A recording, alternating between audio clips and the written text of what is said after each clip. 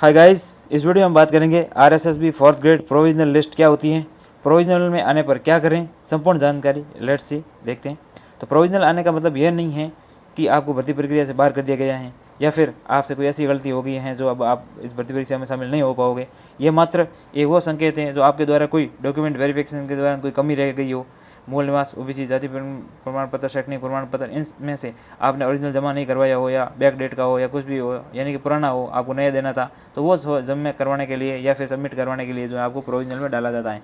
फिर आपका रिजल्ट है जो लेट आता है, बस इतना ही। इसलिए डीवी करवाते समय सारे डॉक्यूमेंट अच्छे से तैयार करके लेके जाएँ, प्रोविजनल में आने की समस्या ही न हो। तो क्या होती है प्रोविजनल लिस्ट, तो आप देख सकते हैं प्रोविजनल लिस्ट का मतलब होता है कि चयनित अभ्यर्थियों की एक अस्थायी सूची होती है जो दस्तावेज डीवी के अधीन रहती है। मतलब आपके डीवी हो गए लेकिन आपके डीवी में कोई कमी थी, उसकी वजह से आपको डाल दिया है। यूनिवर्सिटी से प्रोविजनल की जगह फाइनल डिग्री लेके आओ, माता पिता के नाम में कोई एरर रह गई है तो उसको सही कराओ, या फिर जो है ओबीसी आपने पुराना लगा दिया, नया लगा दिया, ऐसा कोई इशू हो उसको सॉल्व करने के लिए प्रोविजनल लिस्ट में नाम डाल दिया जाता है।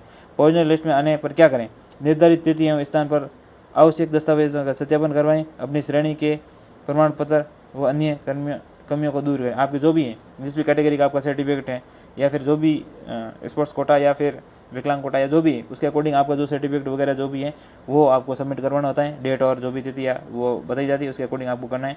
ज़रूरी दस्तावेज और कमियां जो भी है, 10th 12th मार्कशीट है, श्रेणी प्रमाण पत्र, ओबीसी, एसटी, एससी, ईडब्ल्यूएस जो भी सर्टिफिकेट है, निवास प्रमाण पत्र है, अन्य किसी भी प्रकार का कोई जो है आरएसएसबी ने जो बता रखा वो डॉक्यूमेंट ड्यू है, आपको लेके जाना है। यही प्रोविजनल लिस्ट में आ जाते हैं। उसका रिजल्ट और लेट आता है, फिर वो जो भी उनका डीवी या कोई भी कमी पेशी होती है उसको पूरा करने के बाद ही आता है।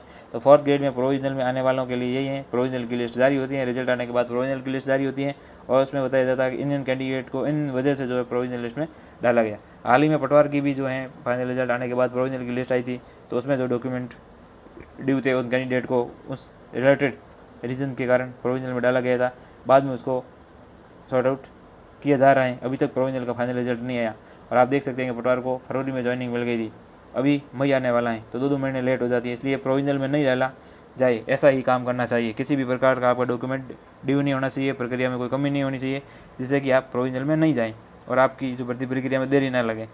आगे हम इसी प्रकार का इन्फॉर्मेटिव वीडियो लेके आते रहेंगे और हमारे द्वारा दी गई जानकारी आपके लिए हेल्पफुल हो तो प्लीज़ हमारे वीडियो को लाइक करिए, शेयर कीजिए और कमेंट कीजिए, चैनल को सब्सक्राइब करिए।